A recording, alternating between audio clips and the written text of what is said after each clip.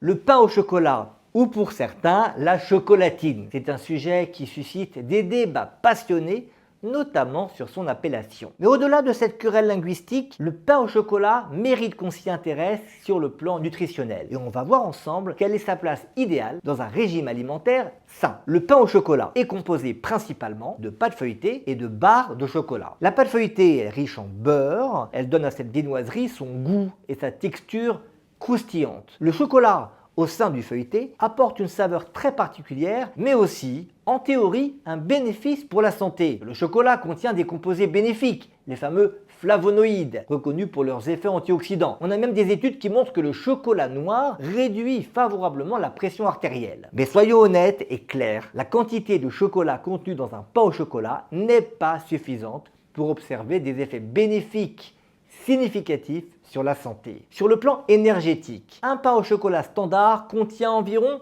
300 calories, avec une quantité importante de matières grasses, notamment ces graisses saturées dont on veut limiter la consommation, et également beaucoup de glucides, beaucoup de sucre aussi. Il apporte également des protéines et des fibres, certes, mais en quantité faible. Ne comptez pas sur le pain au chocolat pour optimiser vos apports en protéines, en fibres ou encore en vitamines ou en bonnes graisses. En fait, le pain au chocolat n'a pas d'intérêt nutritionnel, sauf pour le plaisir qu'il occasionne. Donc, dans le cadre d'une alimentation équilibrée, le pain au chocolat peut trouver sa place, mais avec modération. Il est préférable de le consommer comme un plaisir occasionnel plutôt qu'un élément quotidien du petit déjeuner ou du goûter. Pour celles et ceux qui cherchent des alternatives plus saines, il existe, c'est vrai, des pains au chocolat moins caloriques, à base de pâte allégée et de chocolat noir avec un pourcentage élevé de cacao. C'est vrai que ces viennoiseries sont des options plus saines, avec aussi moins de sucre et de matières grasses. Mais toutefois, si vous percevez le choix d'un tel substitut comme un sacrifice qui génère une frustration, honnêtement, il vaut mieux rester sur le pain au chocolat classique. Le risque de s'en priver totalement, c'est de compenser avec d'autres aliments gras, sucrés, voire industriels. En adoptant une approche